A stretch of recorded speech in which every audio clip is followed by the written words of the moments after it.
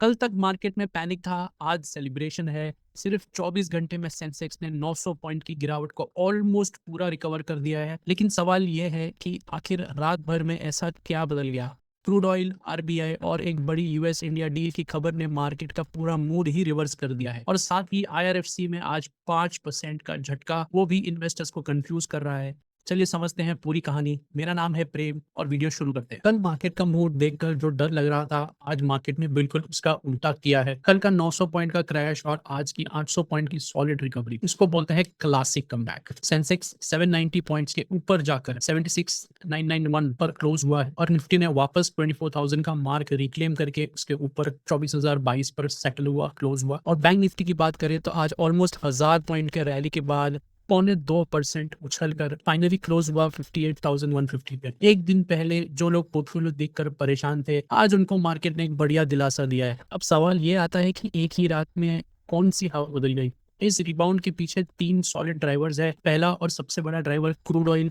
Global market में Brent crude slide होकर $75.44 पर बैरल पे आ गया था। जब से यूएस और ईरान का कॉन्फ्लिक्ट शुरू हुआ था, तब से लेकर अब तक का ये क्रूड का सबसे लोएस्ट पॉइंट है। अब इसका स्टोरी से लिंक ये है कि इंडिया अपना बहुत बड़ा ऑयल इंपोर्ट करता है। जब इंटरनेशनल मार्केट में ऑयल इतना सस्ता हो तो हमारी इकोनॉमी का इंपोर्ट बिल भी गिर जाएगा, इन्फ्लेशन का डर कम होता है और मार्केट को भी एक डायरेक्ट बूस्ट मिलता है। दूसरी गुड न्यूज आई है यूएस इंडिया के फ्रंट से। मीडिया अपडेट्स बता रही है कि जुलाई की एक क्रूशियल टैरिफ डेडलाइन से ठीक पहले इंडिया और यूएस के बीच का ट्रेड डील अब बिल्कुल अंत पर है। इस डेवलपमेंट ने ओवरऑल इन्वेस्टर सेंटिमेंट काफी स्ट्रॉन्ग कर दिया है। और तीसरा फंडामेंटल सपोर्ट अचानक निकलकर आरबीआई की तरफ से आया है। आरबीआई ने डोमेस्टिक बैंक्स को अलाउ किया है कि वो नॉन रेजिडेंट्स को उनके फॉरेन करेंसी डिपॉजिट के अगेंस्ट लोन दे सकते हैं। सुनने में थोड़ा टेक्निकल लगता है, पर इसका आसान भाषा में यही है कि बैंक्स के पास अब लिक्विडिटी और बिजनेस मैनेज करने की इंस्टीट्यूशनल फ्लेक्सिबिलिटी थोड़ी सी बढ़ सकती है। और आरबीआई वाली न्यूज का डायरेक्ट इम्पैक्ट हमारे मार्केट्स के हैवीवेट पर दिखता है। एचडीएफसी और आईसीआईसीआई बैंक ने पूरी पावर के साथ मार्केट को लीड किया, जिसकी वजह से बैंकिंग सेक्टर में मैसिव टर्न अराउंड है। और आज की रैली का असली हीरो वो है इंटरग्लोब एविएशन, जिसको हम इंडिगो के नाम से भी जानते हैं, जो ऑलमोस्ट 5%, एग्जैक्ट फिगर बोल तो 4.95% ऊपर क्लोज हुआ है 5,207 रुपए पे। इसके पीछे वाली वही क्रूड ऑयल वाली बात है। ऑयल सस्ता मतलब एविएशन टर्बाइन फ्यूल सस्ता, और फ्यूल सस्ता और जेट फ्यूल सस्ता मतलब एयरलाइन के अगले क्वार्टर के खर्चे ऑटोमेटिकली कंट्रोल में आ जाएंगे। कॉर्पोरेट साइड की बात करें तो आज का दिन बड़े टारगेट्स के नाम रहा।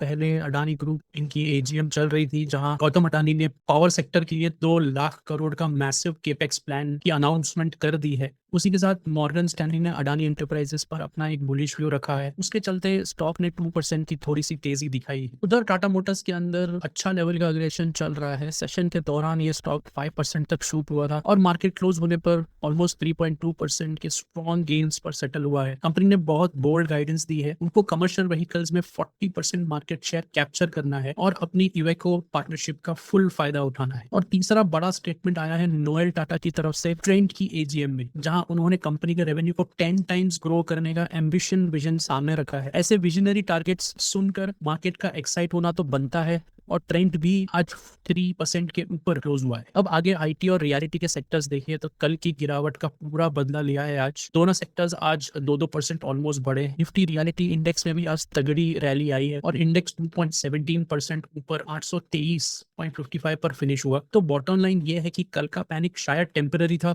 और आज के ग्लोबल मैक्रोज ने इंडियन मार्केट्स को वापस ड्राइविंग सीट पर बिठा दिया।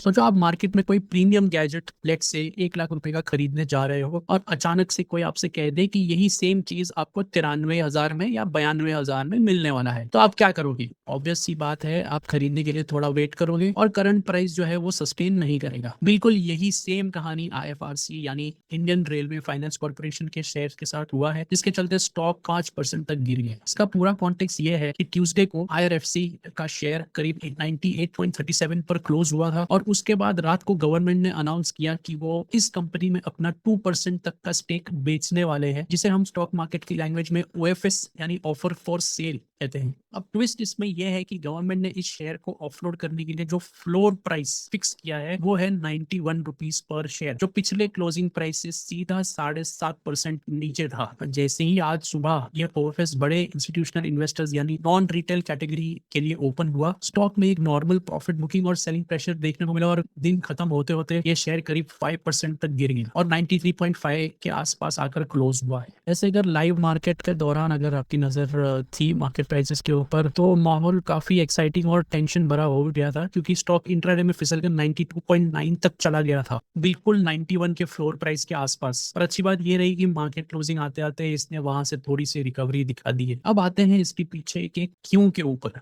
क्यों ये हुआ, यानी चलते हुए स्टॉक को गवर्नमेंट अचानक डिस्काउंट पर क्यों बेच रही है? इसके पीछे दो बहुत सॉलिड रीजंस है और प्रैक्टिकल है। पहला ये है कि सेबी का एक बहुत ही स्ट्रिक्ट रूल है जिसके हिसाब से किसी भी लिस्टेड कंपनी में प्रमोटर्स के पास 75% से ज्यादा होल्डिंग नहीं होनी चाहिए। आईआरएफसी में गवर्नमेंट के पास करीब 84.6% तक का स्टेक है, तो उन्हें अभी अपना शेयर होल्डिंग कम करके मार्केट में पब्लिक को देना पड़ेगा। अब बड़ा डाइवर्सिफाइड टारगेट जिसमें से अकेले आईआरएफसी इस अकेले आईआरएफसी के 2% से उन्हें करीब 2300 करोड़ से ज्यादा मिलने वाले हैं। अगर इस ऑफर के स्ट्रक्चर को थोड़ा सा ब्रेक करें तो ये टोटल 2% का है, जिसमें 1% बेस ऑफर है और बाकी 1% ग्रीन शू ऑप्शन है, जिसका मतलब है कि अगर बड़े इन्वेस्टर्स से डिमांड बहुत स्ट्रॉन्ग आती है तो गवर्नमेंट एडिशनल शेयर्स बेच सकती है। टोटल मिलाकर करीब 26 करोड़ शेयर्स मार्केट में आने वाले हैं और इसका सबसे बड़ा लॉन्ग टर्म फायदा ये हुआ कि इस स्टॉक का फ्री फ्लोट बढ़ जाएगा और आम लोगों के ट्रेड करने के लिए मार्केट में इसकी लिक्विडिटी काफी बढ़ जाएगी, काफी इम्प्रूव हो जाएगी।